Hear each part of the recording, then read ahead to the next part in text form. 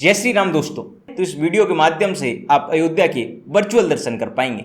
इस वीडियो में हम अयोध्या के सारे टॉप साइट्स के बारे में डिस्कस करेंगे कि कैसे आप राम मंदिर के दर्शन से लेकर सरयू घाट की आरती तक सबको अपनी अयोध्या की ट्रिप में प्लान कर सकते हैं। तो सबसे पहले अयोध्या पहुंचेंगे कैसे, हाउ टू रीच अयोध्या। तो किसी भी जगह पहुंचने के 3 मोड्स हैं, रेलवेज, रोडवेज या फिर एयरवेज। सबसे पहले सबसे बजट ऑप्शन ट्रेन की बात कर लेते हैं। ट्रेन सबसे बेस्ट और सबसे बजट ऑप्शन है अयोध्या पहुंचने के लिए। अयोध्या में 2 रेलवे स्टेशन है, अयोध्या धाम और अयोध्या कैंट। अयोध्या कैंट की राम जन्मभूमि से दूरी लगभग 8 किलोमीटर है, जबकि अयोध्या धाम राम मंदिर से लगभग 1 से 1.5 किलोमीटर दूर है, पैदल रास्ता है। दूसरा जो मोड है जो आप अयोध्या पहुंच सकते हैं वो है बाई एयरवेज। तो अयोध्या के एयरपोर्ट का नाम है महर्षि वाल्मीकि एयरपोर्ट, जो कि अयोध्या से लगभग 10 किलोमीटर दूर है। तीसरा जो मोड है वो है रोडवेज, मतलब पब्लिक ट्रांसपोर्ट यूज़ करके। तो अगर आप और अयोध्या के बीच में लगभग 300 किलोमीटर का फासला है और या फिर आप अयोध्या से मतलब 4-5 घंटे की दूरी पर रहते हैं तो आप अयोध्या बस से भी आ सकते हैं। अयोध्या का जो बस स्टैंड है वो राम जन्मभूमि से लगभग 2 किलोमीटर दूर है। अयोध्या धाम रेलवे स्टेशन या अयोध्या आने के बाद आपको आना है रामपथ। अयोध्या के जो सारे प्रमुख मंदिर हैं वो रामपथ पर हैं, लेकिन रामपथ पर 3 व्हीलर्स और 4 व्हीलर्स अलाउड नहीं है, केवल 2 व्हीलर्स अलाउड हैं। और मतलब अगर आप बाकी या प्राइवेट या कमर्शियल कोई भी व्हीकल हो वो अलाउड नहीं है। तो टेढ़ी बाजार के बाद आपको रामपथ पर पैदल ही आना पड़ेगा। सारे मंदिर मतलब सारे मंदिर, राम मंदिर, हनुमानगढ़ी, कनक भवन, दशरथ महल, सब कुछ रामपथ पर ही है। तो अयोध्या आने के बाद, अयोध्या या फिर अयोध्या धाम रेलवे स्टेशन आने के बाद आपको रामपथ आ जाना है। अब आगे की यात्रा शुरू करते हैं। क्योंकि मैं अयोध्या दोपहर में पहुंचा और अभी शाम के 4 बज रहे हैं। अभी राम मंदिर में भीड़ बेहद होगी, सर से सर टकरा रहे होंगे, दर्शन करने में बहुत टाइम लग जाएगा, अच्छे से दर्शन हो भी नहीं पाएंगे और मैं अयोध्या में रुक भी रहा हूँ। इसलिए मैं आज राम मंदिर नहीं जा रहा। रामलला के दर्शन हम कल सुबह करेंगे। अयोध्या दर्शन की शुरुआत कनक भवन से करते हैं। अभी हम जा रहे हैं कनक भवन। कनक भवन की शाम की टाइमिंग 4:30 से 9:30 है। सुबह शायद 11:30 पे बंद हो जाता है, 6:30 से खुल के। मैं नीचे लिख दूंगा जो भी टाइमिंग हो। आने से पहले एक बार टाइमिंग ज़रूर देख लेना, ऐसा ना हो दोपहर में बंद रहता है, ऐसा ना हो कि आप लोग आओ और कनक भवन बंद हो। रास्ता पूछ के आना पड़ेगा। मैं भी पूछ के ही आया हूँ। जब अगर वापस जाऊँगा तो दिखा भी दूँगा। वैसे जो एक सीधा रास्ता है हनुमानगढ़ी का 1 किलोमीटर का, उस पर सीधे चले जाओ। फिर कई रिक्शे वाले मिलेंगे जो रिक्शा रोक रहे होंगे, उस गली में अंदर चले आना, वहाँ किसी से पूछ लेना, उसके बाद आप खुद पहुँच जाओगे। इस फकीर की बातों में मत आइए, कुछ भी बोलता है। कनक भवन अयोध्या जी के फेमस टेम्पल्स में से एक है। कनक भवन भगवान श्री राम और देवी सीता जी का पर्सनल पैलेस था। कथा ये कहती है त्रेता युग में सीता स्वयंवर के दौरान जब दशरथ नंदन राम ने शिव धनुष तोड़कर जनक नंदिनी सीता के सामने अपना सामर्थ्य दिखाकर सीता जी से माला पहनी, उस रात प्रभु ने विचार किया कि जनक नंदिनी वैदेही के लिए अयोध्या में एक दिव्य भव्य भवन होना बेहद आवश्यक है। उसी रात अयोध्या में महारानी कैकेयी के स्वप्न में साकेत धाम का कनक भवन आया। इस तरह अयोध्या में एक विशाल सुंदर कनक भवन का निर्माण शुरू हुआ और विवाह होने के बाद महारानी कैकेयी ने यह भवन राघव प्रिय वैदेही को मुंह दिखाई में दिया। कनक भवन के गर्भगृह में भगवान राम और माता सीता की 3 जोड़ी मूर्तियां विराजमान हैं। सबसे बड़ी मूर्तियों की स्थापना ओरछा की महारानी बृषभान कुमारी द्वारा की गई थी। इससे थोड़ी सी छोटी मूर्तियों की जोड़ी भगवान कृष्ण द्वारा प्रकट करके तपस्याबद्ध मां पद्मासना को भेंट की गई थी। इन मूर्तियों का निर्माण भगवान श्री राम के सुपुत्र द्वारा करवाया गया था। साधु संतों और भक्तों का विश्वास है कि कनक भवन में भगवान राम और माता सीता आज भी भ्रमण करते हैं। टाइमिंग इसके अलग है, आने से पहले एक बार टाइमिंग कंफर्म कर लें।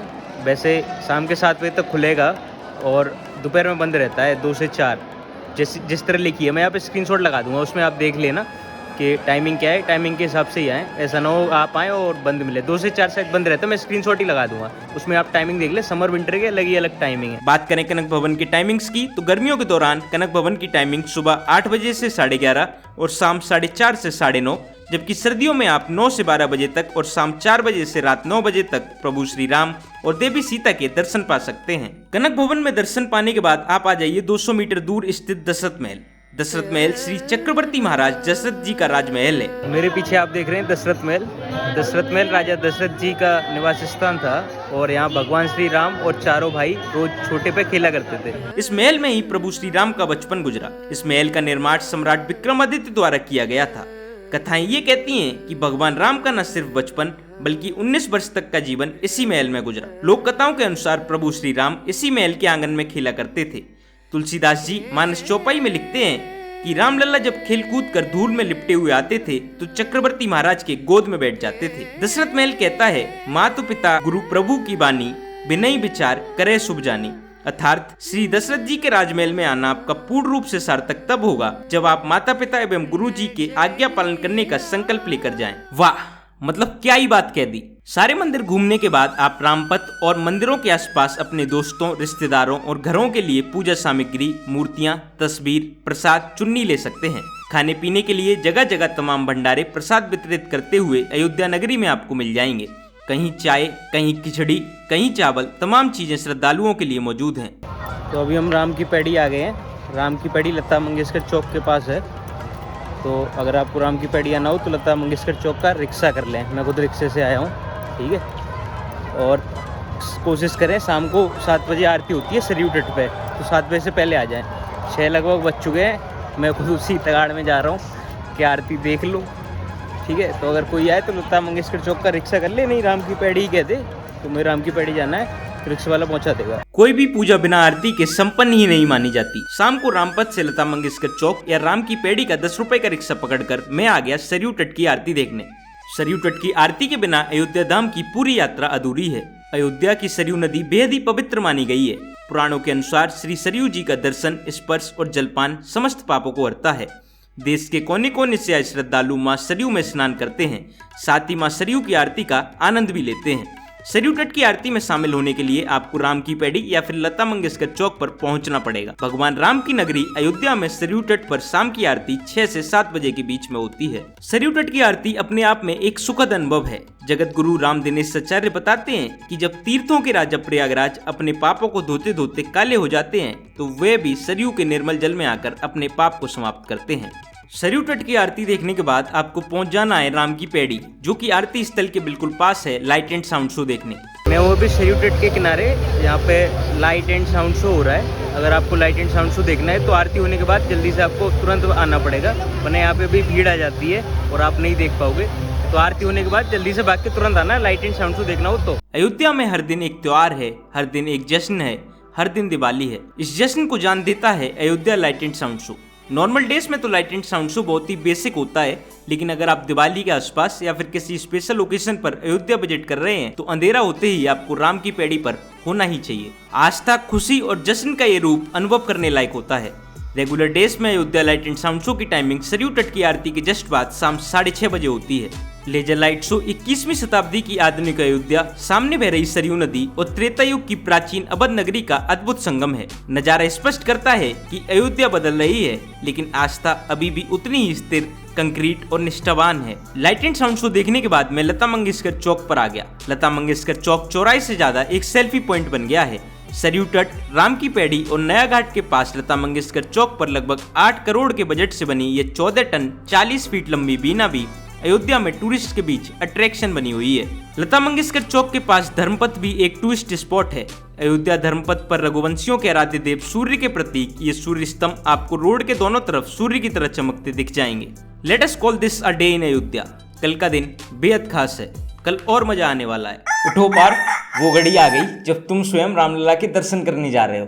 तुम्हें सुबह जल्दी उठकर नहा धोकर तैयार होकर राम मंदिर के एंट्री गेट पर पहुंचा। चूंकि राम मंदिर में अंदर फोन अलाउड नहीं है तो मैं ज़्यादा चीज़ें शूट नहीं कर पाया, पर मैं आपको जो बताने लायक चीज़ें हैं वो बता देता हूँ। दर्शन करने से पहले 2-3 बातें समझ लेंगे कि सबसे पहले तो कोई भी इलेक्ट्रॉनिक डिवाइस जैसे mobile phone, smart watch, digital watch, pen drive, headphones, earphones या फिर किसी भी तरह का कैमरा मंदिर में अंदर अलाउड नहीं है। ये सब आपको अंदर बने लॉकर रूम्स में सबमिट करना होगा। लॉकर रूम्स का कोई चार्ज नहीं है, वो फ्री ऑफ कॉस्ट है। किसी भी और मंदिर की तरह मंदिर में शूज़ भी अलाउड नहीं है। शूज़ के अलग से काउंटर बने हैं, वहाँ पे आपको शूज़ सबमिट करने होंगे और शूज़ वाली काउंटर भी फ्री ऑफ कॉस्ट है, मतलब कोई चार्ज नहीं है। तीसरी बात कि जितनी जल्दी आप अपना दिन अयोध्या में शुरू कर देंगे उतनी ही आपको राम मंदिर में भीड़ कम मिलेगी। तो मैं सुबह 6 बजे तैयार होकर होटल से निकल दिया था। आधा 1 घंटे में, बड़ी मुश्किल 40 मिनट में मेरे दर्शन हो गए थे। भीड़ बहुत ही कम थी, लाइन थी लेकिन लाइन मतलब चल रही थी, लाइन खड़ी नहीं थी एक जगह। ये सारी बातें थी। अंदर सिर्फ 2 ही चीज़ें जा सकती हैं, एक आप और आपके पैसे, और शायद ATM कार्ड भी अलाउ कर सकते हैं। तो ये दर्शन हो गए, ये गया प्रसाद, और 30 मिनट लगे लगभग, ठीक है। अभी सुबह भीड़ नहीं थी इसलिए सब जल्दी हो गया। 8 बजे हैं अभी, और एक बच्चा हो गया था, तो जो भी लोग आए वो मतलब छोटे बच्चों का ख्याल रखें। और अभी यहाँ मतलब स्पीकर्स वगैरह हैं नहीं, बहुत ही कम जगह है, तो अनाउंसमेंट भी नहीं हो पाएगी। तो बच्चों को तो हाथ पकड़ कर रखें क्योंकि भीड़ काफ़ी हो जाती है। सुबह कम है तो एक हो गया। और ये वेटिंग रूम है मंदिर के ही पास, यहाँ आप टॉयलेट कर सकते हैं और मतलब पानी पी सकते हैं और बैठ सकते हैं। तो अभी यहीं बैठा हूँ। अपने आराध्य देव के दर्शन करने के बाद मैं आ गया मारुति नंदन के गढ़ श्री हनुमानगढ़ी की तरफ दर्शन करने। हनुमानगढ़ी राम मंदिर से लगभग 1.5 किलोमीटर दूर है और रास्ता केवल पैदल है। रास्ते में पड़ती इन दुकानों से आप हनुमान जी पर चढ़ाने के लिए प्रसाद ले सकते हैं। हनुमानगढ़ी में आपको जूते यहीं रोड पर उतारने होंगे और अंदर फोन घड़ी अलाउड है। सुबह 4 बजे से लेकर रात 11 बजे तक अंजनी पुत्र के दर्शन कर सकते हैं, लेकिन आसानी से दर्शन आप सुबह ही कर पाओगे। बाकी पूरे दिन हनुमानगढ़ी के सामने आधे किलोमीटर से लंबी लाइन लगती है। भीड़ भाड़ में अपने सामान जैसे पर्सेस, पॉकेट्स, मोबाइल, पैसों को संभाल कर रखें। चोरी की घटनाएं बहुत आम हैं। मंदिर में प्रवेश के लिए कोई शुल्क नहीं है, लेकिन पूजा अर्चना या प्रसाद चढ़ाने के लिए मंदिर प्रबंधन में सहयोग किया जा सकता है। तो यहाँ पर हमारे अयोध्या दर्शन खत्म होते हैं। चूंकि वंदे भारत दिन के 2 बजे के बाद पहुंची थी, इसलिए हमें अयोध्या में मतलब 2 दिन और 1 नाइट गुजारना पड़ा, 2 डेज 1 नाइट गुजारना पड़ा। अगर आप अयोध्या सुबह के 8 बजे के आसपास पहुंच जा रहे हैं तो आप सारे अट्रैक्शन मतलब राम मंदिर और हनुमानगढ़ी भी सेम डे में कवर कर सकते हैं। कैसे आप एक दिन में पूरा अयोध्या घूम सकते हैं, कैसे प्लान कर सकते हैं, ये सारी चीजें, यही है बजट ट्रिप गाइड की अगली वीडियो।